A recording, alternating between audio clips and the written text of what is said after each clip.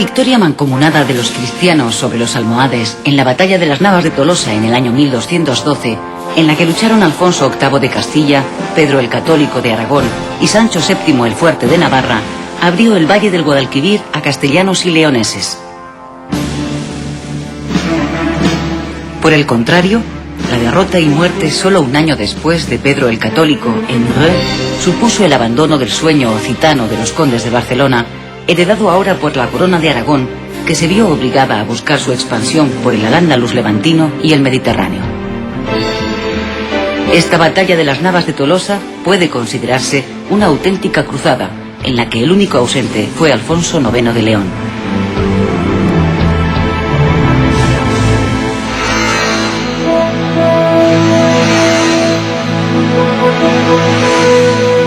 Las circunstancias favorables auguraban que la conquista o reconquista de los territorios todavía musulmanes se lograría antes de que finalizara el siglo XIII. Sin embargo, el estallido de conflictos dinásticos, enfrentamientos sociales e intrigas cortesanas entre los distintos reinos cristianos hizo descartar esta hipótesis. Lo que sí se inició fue otro periodo de turbulencias entre musulmanes y cristianos que permitió al Islam acantonarse en el nuevo reino de Granada, aunque como tributario del reino de Castilla.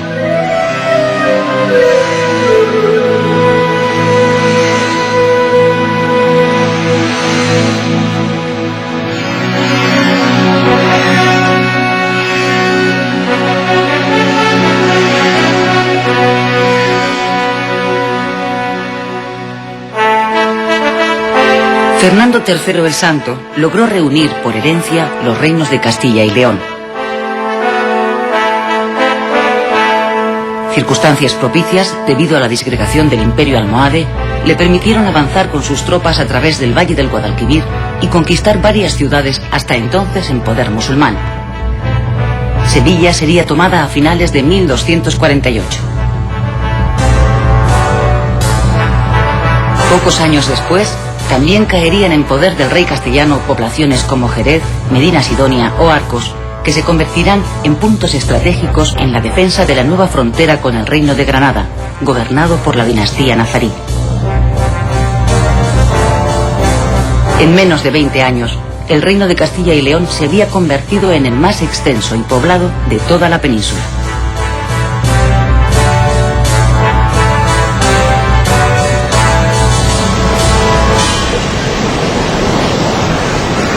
Al mismo tiempo, la marina castellana procedente del Cantábrico, mandada por el almirante Bonifaz, desempeñará un papel importante en el sitio de Sevilla, lo que impidió la llegada de nuevos refuerzos norteafricanos.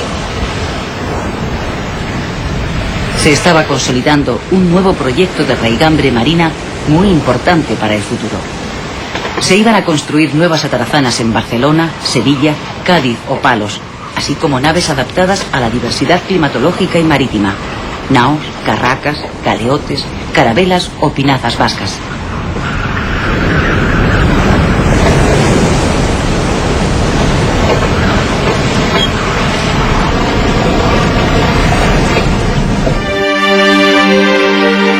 El reinado de Alfonso X el Sabio, rey de Castilla y León, 1252-1284, estuvo marcado en lo político por la relegación a un segundo plano del ímpetu expansionista de su padre Fernando III. Alfonso X pronto constatará que el control de los territorios recién conquistados están aún lejos de su consolidación. Una sublevación de musulmanes tuvo que ser sofocada con la colaboración de la Corona de Aragón, al tiempo que se recuperaban otra vez las plazas de la frontera gaditana. Asimismo, hubo de oponerse a los levantamientos de una serie de reyezuelos tributarios de Castilla, como por ejemplo el de Niebla. Las crónicas del sitio de Niebla hacen referencia a que los sitiados arrojaban desde las murallas piedras y dardos con artificios y tiros de trueno con fuego, lo que se interpretó como la utilización de la pólvora por primera vez en España. Todos estos acontecimientos vendrían a demostrar que la situación en Al-Ándalus era aún inestable. Pero el máximo deseo de Alfonso X el Sabio era su aspiración al trono del Sacro Imperio Romano Germánico, al ser nieto por línea materna de Felipe de Suabia. A causa de ello, Alfonso X gastó mucho dinero, esfuerzos e ilusiones para terminar su sueño en un desengaño al no poder conseguir su objetivo. La Iglesia se lo impidió, circunstancia que rápidamente aprovecharía la nobleza para intentar la recuperación del poder perdido en época de su padre, Fernando III. Alfonso X el Sabio no solo ha pasado a la historia por su condición de estadista, sino por ser el promotor de una dilatada política literaria y cultural. En la Summa Pragmática, promovida por él, se compiló la Biblia, la historia universal, el derecho, la astronomía, los lapidarios e incluso el juego del ajedrez. Oriente y Occidente confundían así sus límites en tan ardua tarea. Alfonso X sería el primero en redactar una historia de España, así como una grande y general historia o historia universal. Alfonso X fue el beneficiario de una serie de corrientes culturales que confluían en la Castilla del siglo XIII y que habían tenido su centro en la ciudad de Toledo. Allí concurrían hombres de letras de las tres religiones y de las tres culturas. Allí se había desarrollado la más conocida de las escuelas de traductores, que alimentó la cultura occidental con sus traducciones del árabe y el hebreo. Con este rey se desarrolló en la corona de Castilla una sabiduría de síntesis, en la que estaban mezclados elementos cristianos, musulmanes y judíos. Una prueba palpable de la convivencia pacífica de las tres culturas es, por ejemplo, el epitafio del sepulcro de Fernando III el Santo en la Catedral de Sevilla.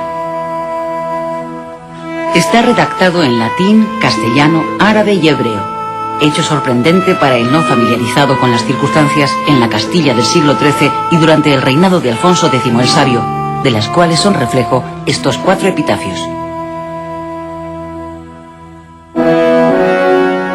La Catedral de León terminó de construirse años después del fallecimiento de Alfonso X, que ocurrió en Sevilla el día 4 de abril de 1284, en cuya catedral sería enterrado. Su muerte dejó pendiente una compleja cuestión sucesoria provocada por el fallecimiento de su primogénito. Esta nueva situación devino en una guerra civil entre Sancho IV, que al final acabaría imponiéndose, y sus sobrinos, los infantes de la Cerda, por la corona de Castilla. Guerra que sería avivada desde el exterior por la corona de Aragón y desde el interior por las grandes familias nobiliarias que se apresuraron a sacar partido de las dificultades por las que estaba atravesando la monarquía. La inestabilidad interna continuará a la muerte de Sancho IV, ocurrida en el año 1295, iniciándose entonces un periodo denominado de las minoridades de su sucesor Fernando IV y de su nieto Alfonso XI. La firmeza y temple de la regente María de Molina pudo frenar el asalto al poder de la alta nobleza gracias al apoyo del estamento popular y de algunos sectores de la pequeña nobleza. Se pueden distinguir 3 etapas en la actuación pública de María de Molina. La primera coincide con el reinado de su esposo Sancho IV. La segunda está referida al reinado de su hijo, Fernando IV. Y la última comprende el gobierno de su nieto, Alfonso XI. A la muerte de María de Molina, esta dejaría la custodia del joven Alfonso XI al concejo de Valladolid.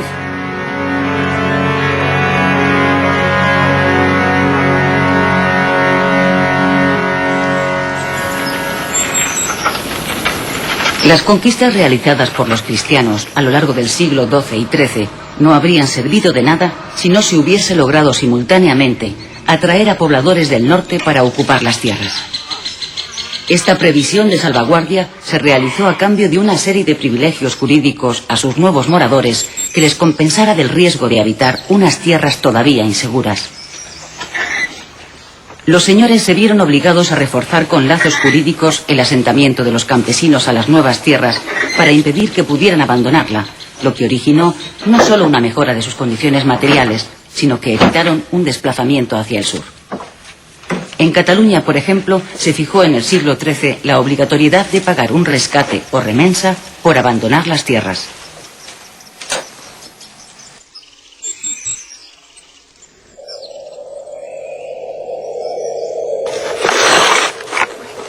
Al término poblar no hay que darle el sentido tradicional que tiene en castellano, sino que su significado sería el de una organización político-administrativa o de dependencia señorial que aseguraba la existencia estable de un poder dominante.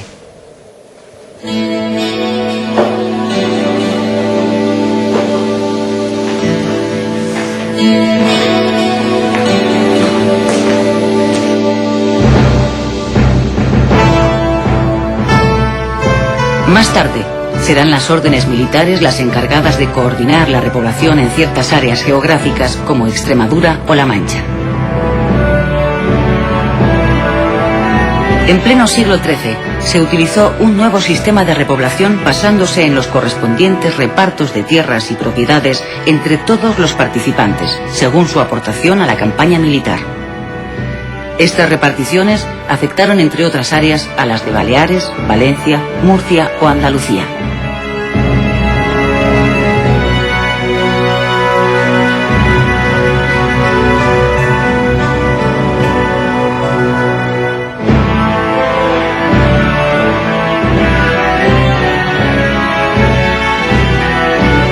La nobleza, para preservar su patrimonio, creó un sistema de mayorazgos, por el cual el hijo mayor era el destinatario que perpetuaba el linaje y el patrimonio de su familia, mientras que el segundo debía buscarse la vida, bien en la milicia o bien en el clero.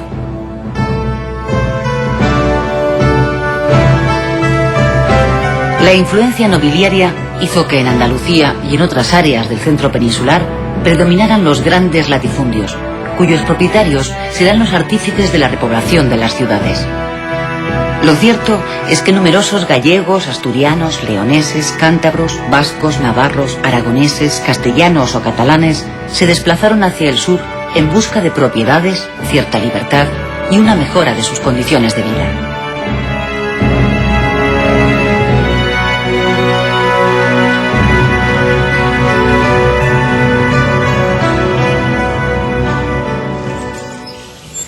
La repoblación estuvo dirigida por el mismo rey o por personas cercanas a su entorno, encargadas de organizar los concejos, así como los fueros o privilegios de los municipios más ventajosos. Los nuevos núcleos que se intentaron repoblar estaban situados en los lugares más peligrosos, es decir, próximos a las fronteras.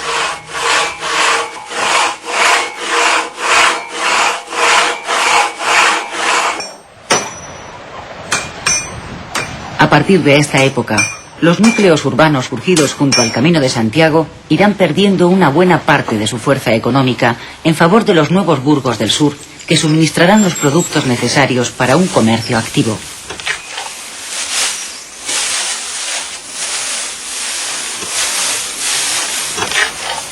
Los talleres textiles, las herrerías o las forjas empiezan a despuntar. Aparecerán también los gremios, en donde se agrupaban los distintos artesanos. La industria textil adquiere un notable desarrollo y los paños fabricados en Barcelona, Lérida, Perpiñán o Valencia se exportan a Castilla y al norte de África. La construcción naval se concentra en Valencia, Mallorca y Tortosa, al tiempo que adquieren una notable importancia la elaboración de joyas, la artesanía del coral, la fabricación del vidrio y la producción del jabón.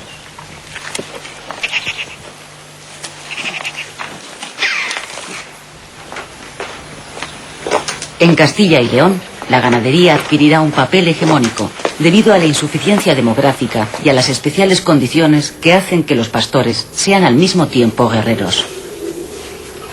Su fuerza económica y militar les lleva a convertirse en dirigentes de los concejos, procurando dedicar las mejores tierras a sus pastos. Las agrupaciones o mestas locales de ganaderos se crearán para encontrar nuevas tierras a costa de los concejos vecinos o de los propios musulmanes, y conforme avanza la frontera hacia el sur, se irá consolidando la trashumancia, al comprobar que los pastos son insuficientes. Alfonso X reconoció en el año 1273 al honrado Concejo de la Mesta, merced al cual los ganaderos lograron acuerdos válidos para todo el reino, que serían de suma importancia para el futuro del sector y de la economía castellana. 1,5 millones de cabezas de ganado ovino había en Castilla y León a principios del siglo XIV, cifra que aumentó gracias a la coyuntura internacional, que hizo que se interrumpiera el abastecimiento de lana inglesa a los telares de Flandes, lo que permitió a Castilla suplir el suministro de dicha materia prima.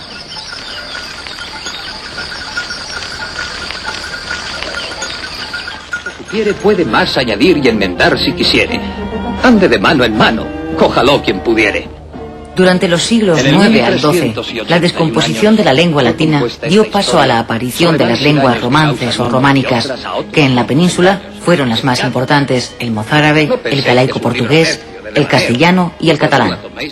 Otras con menor incidencia geográfica fueron el asturiano, el bable, el leonés y el navarro aragonés, mientras que en sus valles se mantuvo el vasco, el euskera, hablado en áreas de los reinos de Navarra, Castilla y Francia. Y 1000 pecados otros, fantasías y espanto. El castellano, dialecto románico surgido en Castilla, nació en una franja montañosa mal romanizada, inculta y con raíces prerromanas.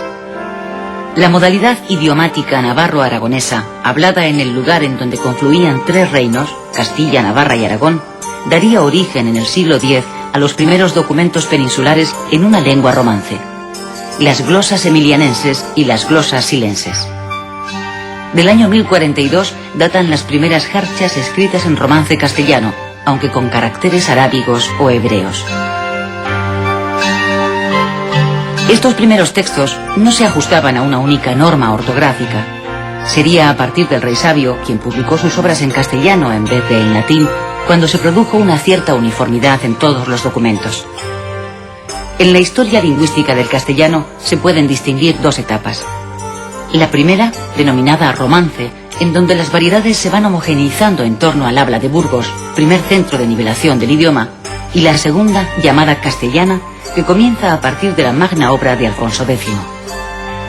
Por influencia del derecho romano, surgió en Castilla el más grande monumento de la ciencia jurídica medieval, las Partidas de Alfonso X, intento de ordenación de la vida pública dominado por la idea romanista de que la justicia, y por tanto su regulación, la ley, es una y uniforme para todos. Monumento teórico que revela hasta qué punto las corrientes ideológicas y la realidad marchaban por caminos distintos.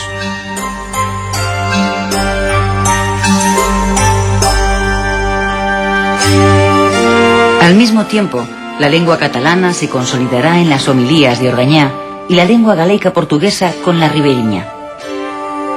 Fruto de este mestizaje de culturas surgen figuras universales como la del físico y visionario Arnau de Vilanova o la del poeta, novelista, místico y filósofo Ramon Llull, autor en latín, catalán y árabe. Ramon Llull redactaba por primera vez en catalán conceptos y tratados filosóficos, abandonando el latín. Combatió la teoría de tipo averroísta sobre la doble verdad: hay una verdad para la fe y otra para la razón. Llull uniría ambas verdades al declarar que la verdad de la fe puede ser probada por la razón. El mallorquín Ramon Llull, autor de la obra enciclopédica Art de Desciencia, no tuvo ningún reparo en confesar sus analogías con la mística sufí en su Libre d'Amic e Amat. Este libro delicioso es un claro ejemplo del mudejarismo literario. Según Llull, el amado, o sea Dios, está en el recuerdo del amigo. En su obra Llibre del Gentil y els tres savis, un cristiano, un musulmán y un judío platican amistosamente sin utilizar la menor acritud mientras exponen los contenidos de sus respectivas creencias.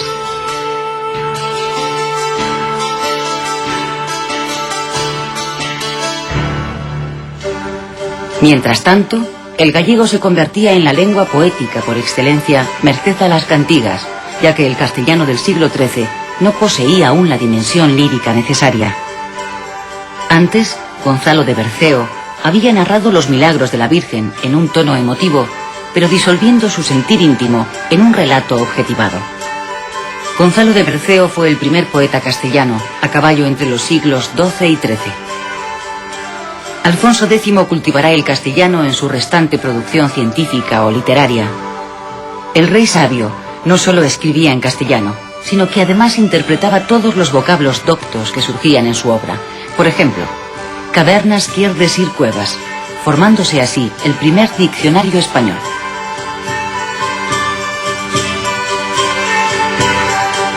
Entre las palabras Hispania y español media un milenio. Los romanos llamaban Hispania a la península ibérica, provincia de su imperio. Hispania es muy probablemente un nombre púnico que significaba tierra de conejos. Español, por el contrario, es un vocablo venido del sur de Francia, del Languedoc, en el siglo XIII, comenzado a usar en Provenza desde el siglo XII en la lengua escrita. El nombre español fue dado por quienes, por razones comerciales o de otra índole, percibían como conjunto una tierra dividida entre musulmanes y cristianos y subdividida entre estos en gallegos, castellanos, aragoneses, catalanes, etc.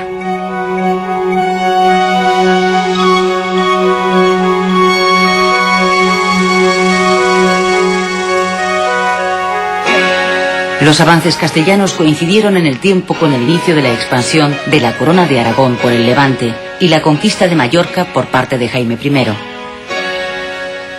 Este rey, después de una triste infancia bajo la custodia de los caballeros templarios, puso fin a la anarquía que imperaba en sus estados tras la trágica muerte de su padre, Pedro el Católico. En el año 1228, al cumplir los 20 años, propuso a las Cortes la difícil empresa de la conquista de las Baleares, sueño en el que ya había fracasado su tatarabuelo Ramón Berenguer III. El inicio de la expansión mediterránea de la Corona de Aragón contó con el beneplácito de los mercaderes y la Iglesia catalana, así como de importantes familias nobles. En 1229 se conquista Medina Mallorca, que pasó a denominarse Ciutat de Mallorca. En el Palacio Árabe de la Almudaina se asentó la corte. Por otra parte, en 1235, una expedición patrocinada por el arzobispo de Tarragona ocupó Ibiza y Formentera, que pasaron a constituir un feudo de la Iglesia tarraconense. La repoblación de las islas se hizo con gente venida del Ampurdán, así como del resto de Cataluña. El expansionismo por el Levante, según lo estipulado en el Tratado de Cazorla con el Reino de Castilla, fue más duro y largo de lo esperado.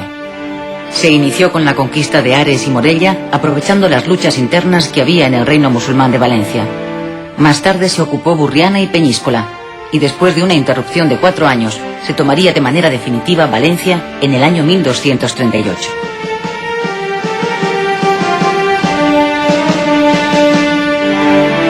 A continuación se conquistaron plazas como Cullera, Alsira, Xàtiva o Biar. Así finalizaba la ampliación de la Corona de Aragón según el nuevo Tratado de Almizra, firmado entre Jaime I y el infante Alfonso, hijo de Fernando III. Jaime I nos ha dejado una minuciosa descripción de su reinado en su crónica o El Llibre dels Fets.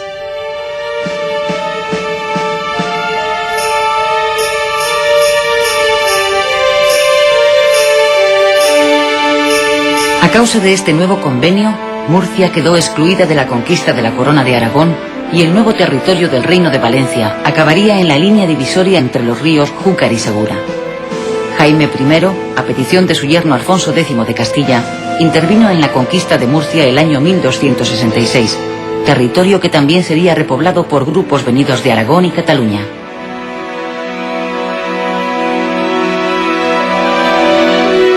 De esta forma, el territorio hispánico en poder musulmán quedó dividido entre Castilla y la Corona de Aragón.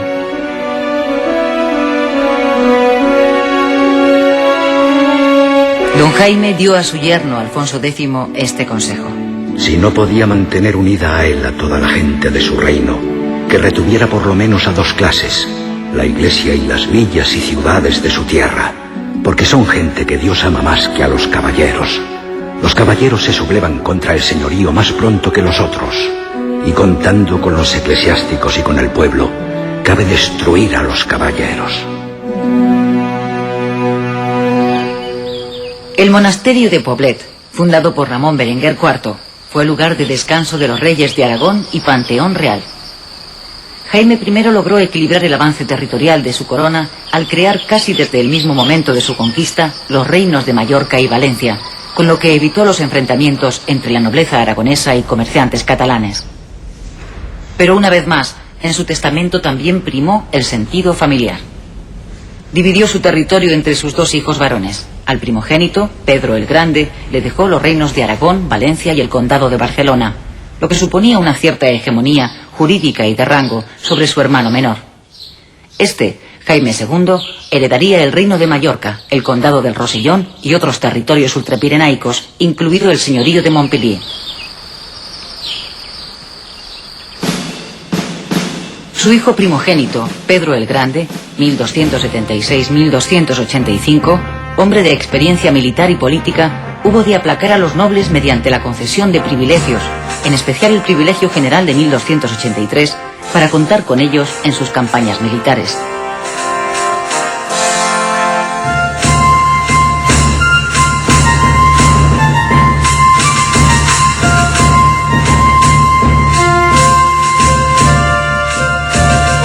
El levantamiento revolucionario de Sicilia del año 1282, que es conocido popularmente como las Vísperas Sicilianas, puede considerarse como una guerra europea enmarcada en el secular enfrentamiento entre güelfos y gibelinos, partidarios del Papa o del Emperador.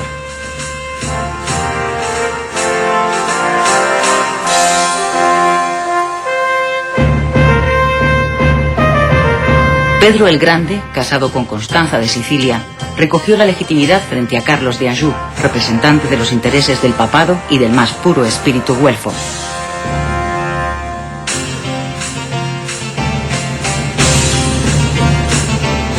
La impopularidad de Carlos de Anjou como nuevo rey de las dos Sicilias, así como la animadversión siciliana contra los franceses establecidos en la isla, desencadenó un levantamiento que sería aprovechado por Pedro el Grande para aceptar la corona de Sicilia que le habían ofrecido los nobles de la isla, siempre y cuando observase las leyes, sus costumbres y sus privilegios.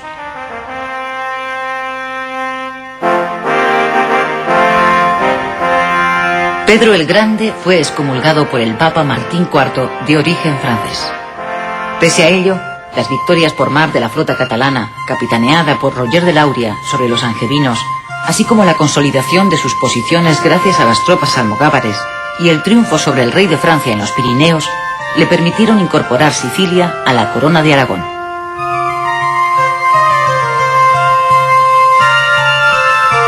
Los cronistas de la época llegaron a decir que en el Mediterráneo ninguna nave podía surcar los mares sin llevar las barras del rey de Aragón.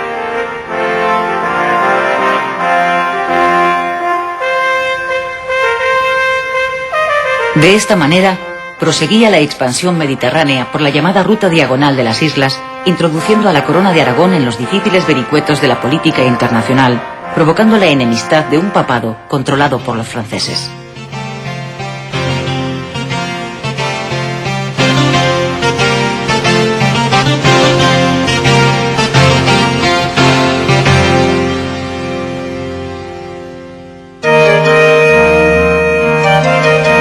El verdadero artífice del potencial económico de Barcelona será Jaime I, que institucionalizó el sistema de gobierno del municipio con la creación del Consell de Cent, de base esencialmente gremial.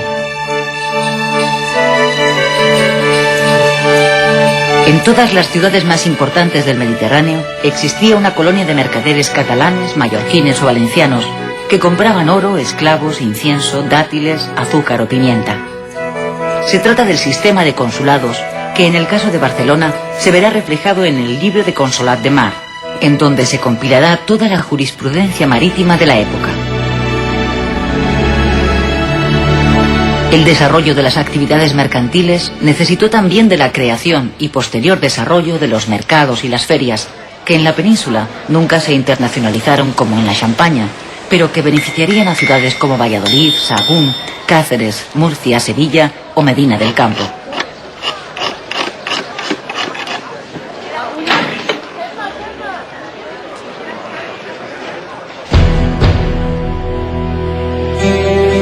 Mientras los reinos de Castilla, León y la corona de Aragón continuaban su pertinaz avance sobre los restos del imperio almohade en Al-Ándalus, Navarra, que había tenido a fines del siglo XII y principios del XIII serios enfrentamientos con Castilla y Aragón, quedaba encerrada en su pequeño territorio.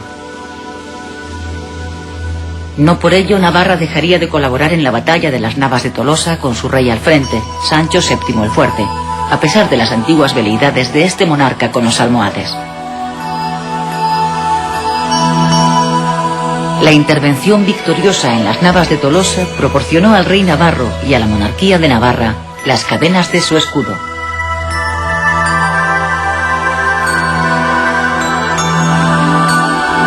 El incremento de la presión fronteriza, desde la unión definitiva de Castilla y León en el año 1230 y el no tener hijos legítimos, llevó a Sancho VII a un prohijamiento mutuo con Jaime I. Esta adopción se reforzó con un préstamo que el rey navarro concedió a Jaime I para sus campañas de Mallorca y Valencia, pero a su muerte en 1234, los magnates laicos y eclesiásticos navarros prescindieron de esta unión.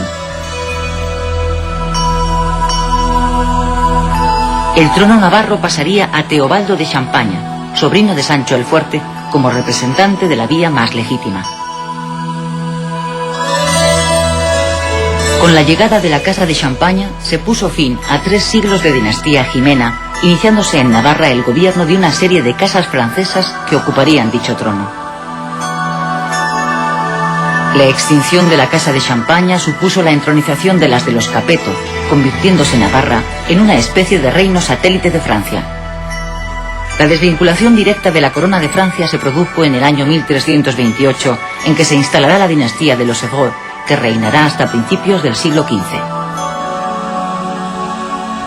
Navarra, encerrada en sus territorios hispánicos y en las tierras de ultrapuertos, se había liberado de la problemática peninsular. En cambio, había iniciado contactos culturales de especial relevancia con la Europa francófona debido a las posesiones de sus soberanos, como condes de Champaña o de Evreux, en tierras francesas. Europa iba a entrar en la península ibérica a través del Reino de Navarra, como ya lo hizo en el siglo XI, en tiempos de Sancho III el Mayor.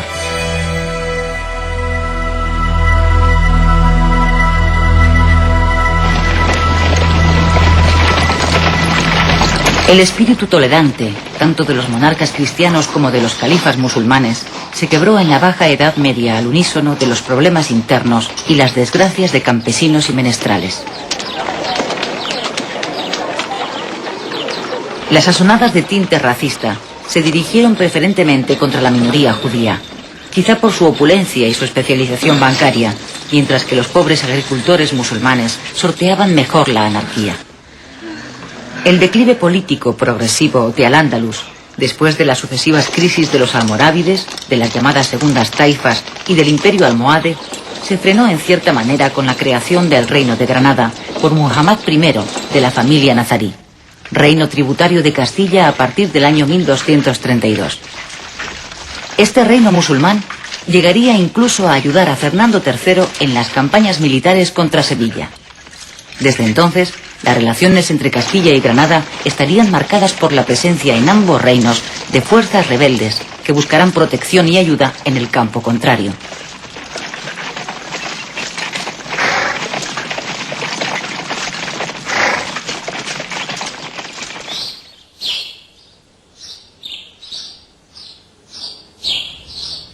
El desarrollo urbano justificó la aparición de nuevas órdenes mendicantes como dominicos, franciscanos, carmelitas o mercedarios, lo que supuso la aparición de una nueva sensibilidad social, económica y artística, materializándose en la construcción de conventos, iglesias y catedrales góticas.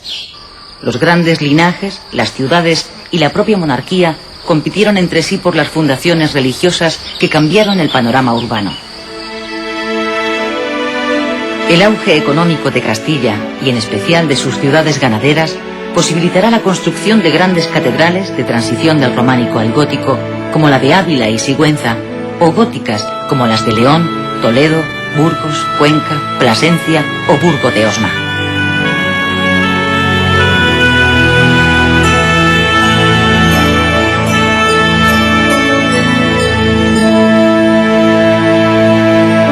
En Barcelona, la vieja catedral románica será sustituida por una nueva catedral gótica, cuya construcción se prolongó durante más de 2 siglos. A lo largo del siglo XIV, catedrales como las de Sevilla, Gerona, Valencia, Palma de Mallorca, Zaragoza u Oviedo, o colegiatas como la de Jerez, dejarán constancia de unas creencias artísticas y religiosas entroncadas con el arte del resto de Europa, al igual que sucedió con la escultura y la pintura. El papado conservó el control sobre los bienes eclesiásticos españoles. Los monarcas, para poder contar con su ayuda, hubieron de acudir a Roma, que generalmente solo concedía esta en forma de subsidio para la cruzada, es decir, para la guerra contra los musulmanes, aunque en ocasiones se le diera luego otro destino. Con esta baza en sus manos, los pontífices podían presionar sobre los reyes españoles, apartándoles de unas empresas y orientándoles hacia otras. En el año 1215, el Cuarto Concilio Lateranense ordenó que los judíos llevaran un distintivo con objeto de que no se confundieran con los cristianos. Al ir a aplicarse en la península la orden pontificia, se alborotaron las juderías y algunos miembros importantes de las aljamas amenazaron con irse a tierra de musulmanes todavía extensas y ricas. El rey Fernando III y el arzobispo de Toledo suplicaron al Papa que suspendiera el acuerdo del concilio en lo tocante a Castilla, porque las rentas reales provenían en su mayor parte de contribuciones judías. Honorio III accedió a aquel ruego en 1219 para evitar graves conflictos al rey.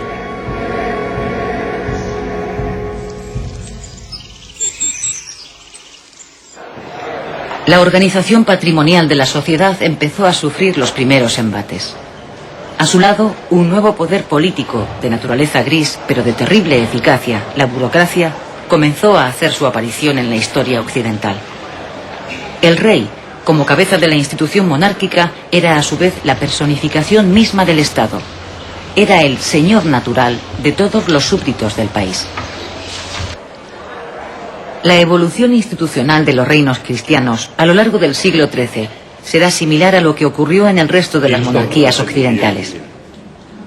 El control del ejercicio del poder por las cortes, el parlamento o las asambleas, en donde estaban representados los tres estados, el nobiliario, el religioso y el burgués, parece que tuvo sus orígenes en la monarquía inglesa con la Carta Magna, aunque ya en el año 1188 la Asamblea Leonesa, en época de Alfonso IX, contaba con representantes de las ciudades.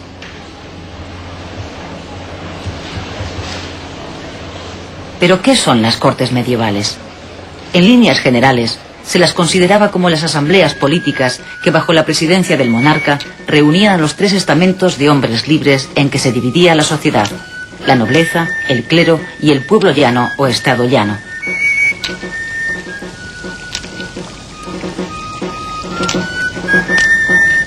En todo caso, las cortes, ya formalizadas en el siglo XIV, canalizarán los poderes de los súbditos.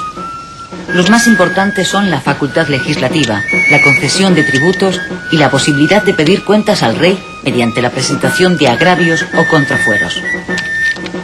El rey y las cortes funcionaban como dos órganos detentadores de poder autónomos. La transformación de la sociedad hizo también que evolucionaran las antiguas escuelas catedralicias o municipales que en ciudades como París o Bolonia culminarán con la creación, a finales del siglo XII y primer tercio del siglo XIII, de los primeros estudios generales que hoy conocemos como universidades.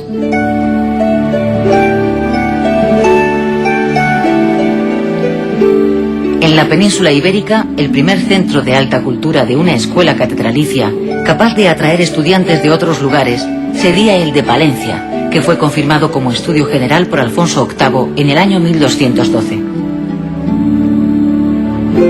Pero su fama declinó ante la vitalidad de la Escuela Universidad de Salamanca, fundada en el año 1218 por Alfonso IX de León, fortalecida más tarde por Alfonso X, quien en las partidas la definiría como Ayuntamiento de Maestros e de Escolares. La Universidad de Salamanca se distinguió desde el siglo XIII por los estudios jurídicos.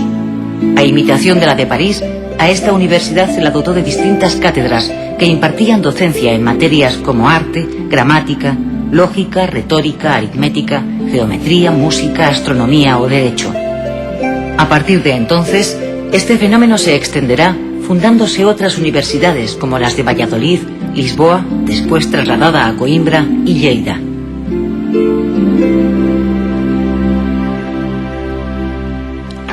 A pesar de las guerras, no se produjo ninguna ruptura en la convivencia entre cristianos, musulmanes y judíos, como lo demuestra el ambiente de tolerancia en que vivían unas y otras comunidades. Los vencedores se contentaban con el control de los castillos y las poblaciones fortificadas, mientras que los vencidos eran privados de sus líderes políticos. Solo las sublevaciones pudieron alterar algo esta pacífica convivencia, como ocurrió con el levantamiento musulmán del año 1264 que afectó a Andalucía y Murcia. En muchos casos, más que de conquista de ciudades, podría hablarse de capitulaciones, cuyos acuerdos eran en principio respetados.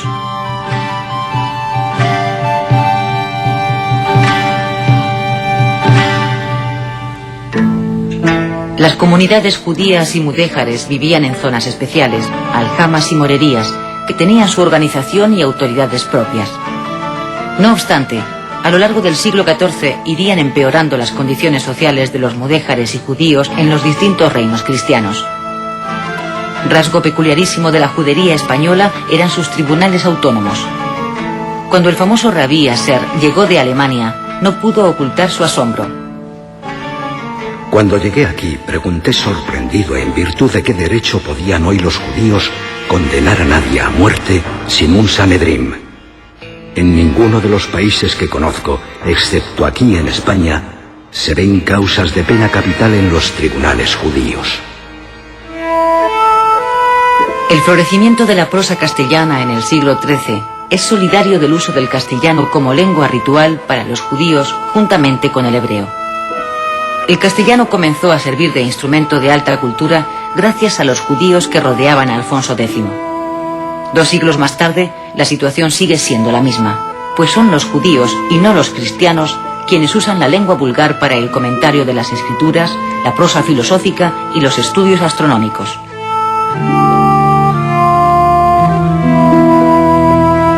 Una vez superado el peligroso momento de las minoridades de Fernando IV y Alfonso XI, a partir del año 1325 se inició el reinado personal de Alfonso XI, que supuso un proceso de apuntalamiento de la monarquía después del largo periodo de convulsiones en la época de Alfonso X, Sancho IV y Fernando IV.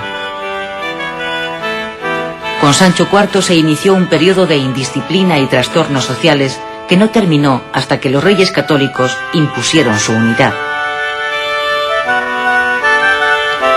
Según se dice en la crónica de Alfonso XI, cuando el monarca inició su reinado personal, falló el reino muy despoblado en muchos hogares yermos.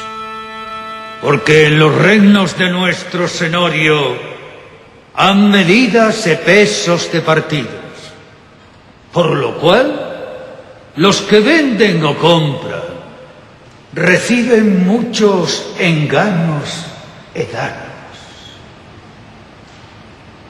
Tenemos por bien que en todos los lugares de nuestros reinos sean todos uno.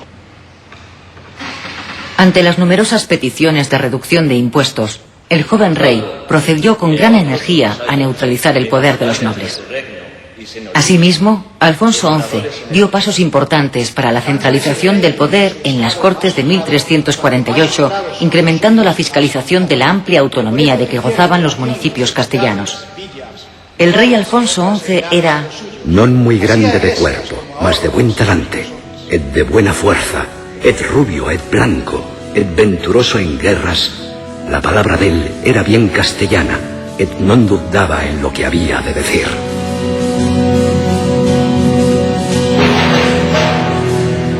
Frente al Islam, Alfonso XI ocupó algunas plazas fronterizas del reino de Granada, lo que motivó un acercamiento de la alianza entre el monarca nazarí y los benimerines del norte de África. En el año 1340 tuvo lugar el choque definitivo junto al río Salado, que supuso una gran victoria cristiana y la conquista posterior de Algeciras. A partir de entonces, se puede afirmar que la batalla del Estrecho quedaba resuelta a favor de Castilla, poniéndose fin a una serie de invasiones africanas que se habían iniciado 2 siglos antes por los almorávides.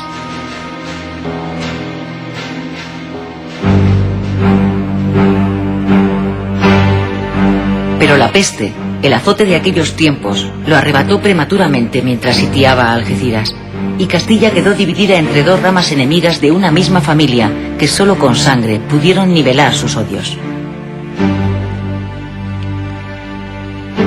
Con la muerte de Alfonso XI, un nuevo periodo de incertidumbre se cernía sobre el reino de Castilla.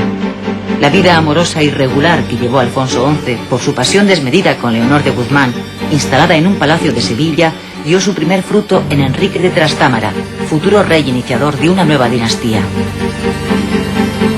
Mientras tanto, la despechada reina María de Portugal se retiraba de la corte en espera de que su hijo se encargara de hacerle justicia.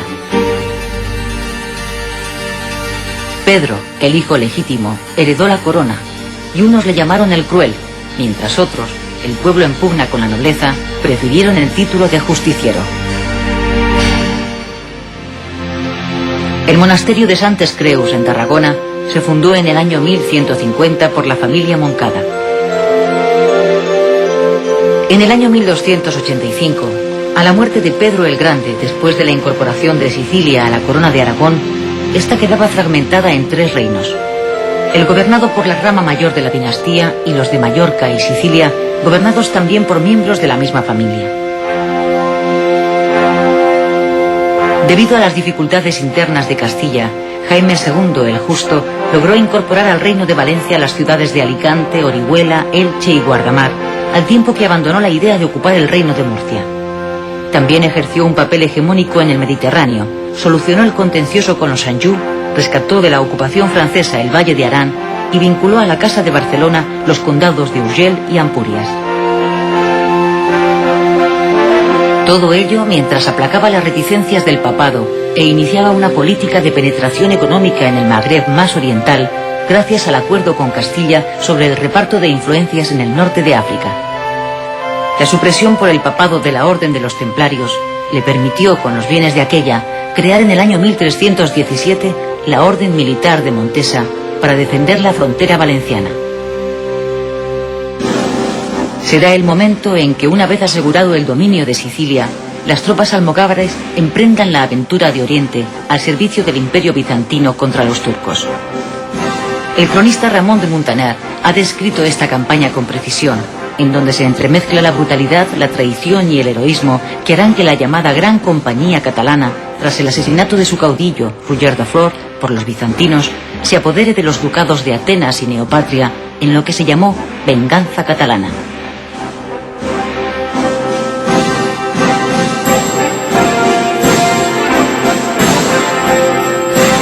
Esta etapa de expansión mediterránea de la corona de Aragón en el siglo XIV se cerró con el esfuerzo militar y económico de la ocupación de Cerdeña, en donde los poderosos clanes de la isla, incitados por pisanos y genoveses, opusieron una gran resistencia, a la vez que se hacía patente el enfrentamiento entre Génova y Barcelona por el control del comercio en el Mediterráneo occidental.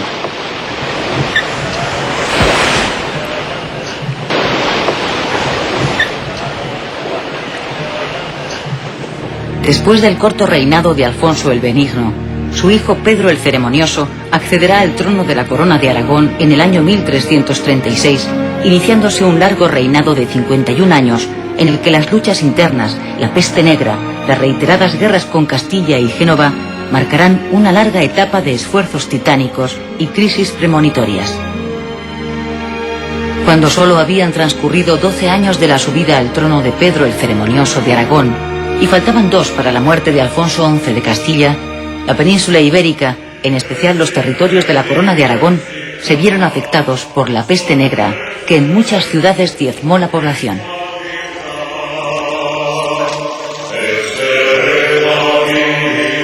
La peste bubónica había sido importada de Asia a través del Mediterráneo.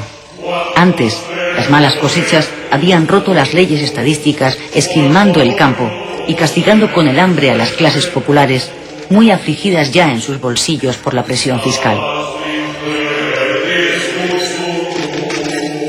Era un mal presagio de futuro, así como el inicio de unos tiempos de crisis que castigó duramente a los reinos cristianos peninsulares.